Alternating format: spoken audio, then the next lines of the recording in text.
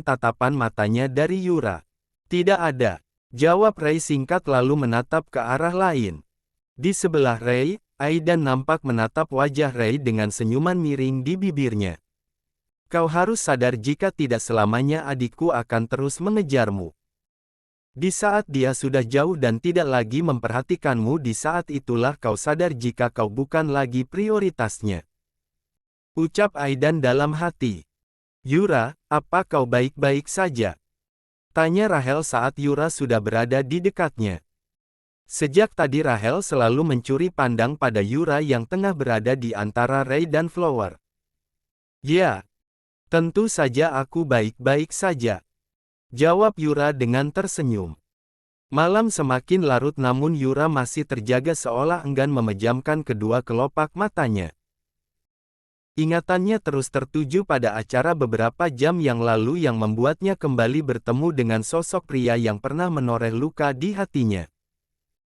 Cukup Yura berdiam diri di balkon kamarnya tanpa memperdulikan dinginnya angin malam mulai menusuk masuk ke dalam pori-pori kulitnya. Apa yang sedang aku pikirkan? Yura menggelengkan kepalanya mengusir bayangan Ray dan Flo yang terlihat sangat dekat dari dalam benaknya.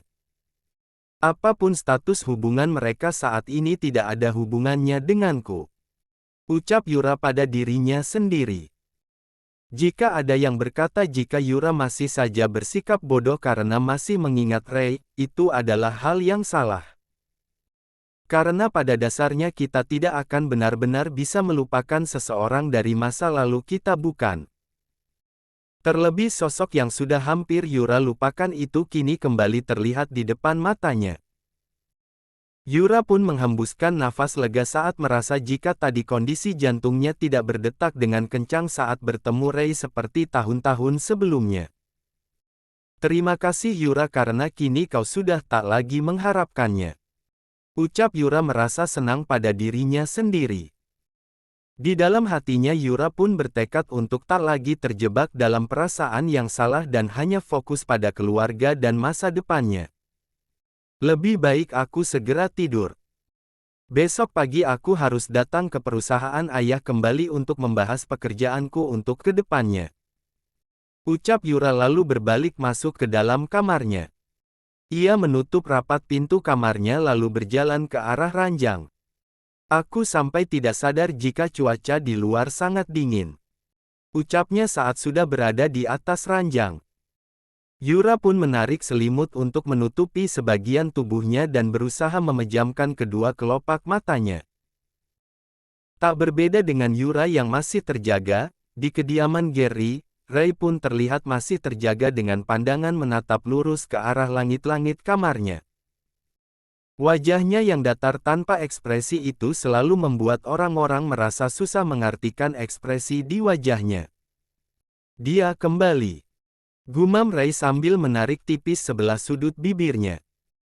Entah untuk siapa kata yang keluar dari mulut Ray, namun yang pasti hanya ada satu nama yang kini terus berputar di dalam benak Ray hingga ia merasa sulit untuk menghilangkannya.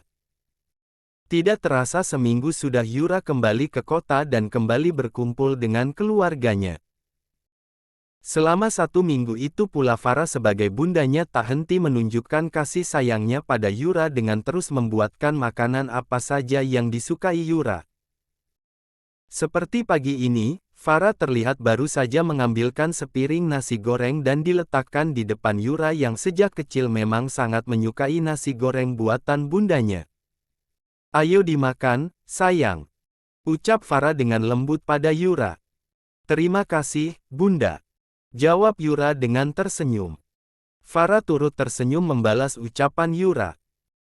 Setelah Farah selesai mengambilkan sepiring nasi goreng lagi untuk Rahel, Rangga pun bersuara untuk memulai makan sarapan pagi mereka masing-masing.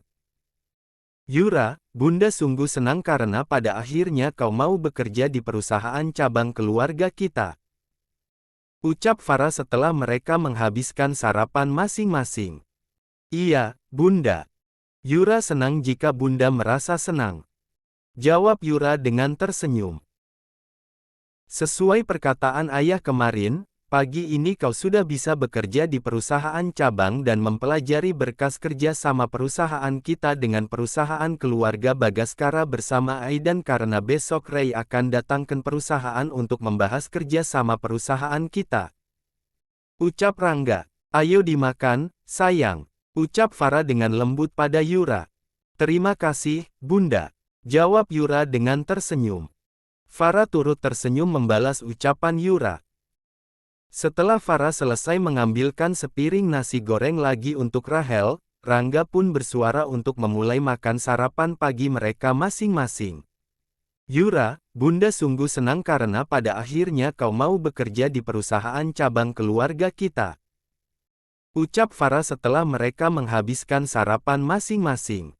Iya, Bunda. Yura senang jika Bunda merasa senang. Jawab Yura dengan tersenyum. Sesuai perkataan ayah kemarin, pagi ini kau sudah bisa bekerja di perusahaan cabang dan mempelajari berkas kerja sama perusahaan kita dengan perusahaan keluarga Bagaskara bersama Aidan karena besok Ray akan datangkan perusahaan untuk membahas kerja sama perusahaan kita. Ucap Rangga. Wah, asik sekali. Kak Yura pasti sangat senang karena bisa bekerja sama dengan perusahaan Kak Ray. Ucap Alula. Yura menatap Alula dengan wajah datarnya. Menyadari jika sudah salah berbicara, Alula pun mendekap mulutnya dengan kedua telapak tangannya.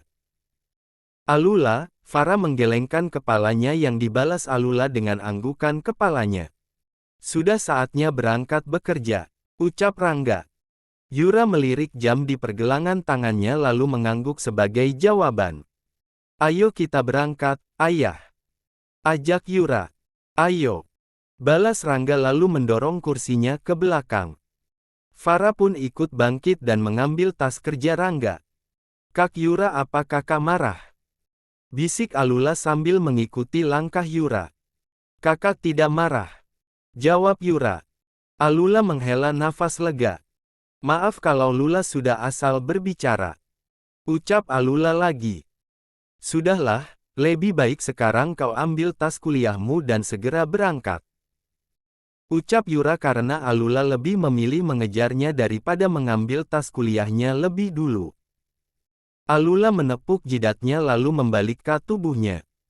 Ia segera berlari ke arah ruang keluarga dan mengambil tas kuliahnya di sana. Apa kau yakin tidak menggunakan sopir untuk mengantarkanmu pergi bekerja? Tanya Rangga. Tidak, ayah. Yura bisa membawa mobil sendiri. Ucap Yura. Baiklah.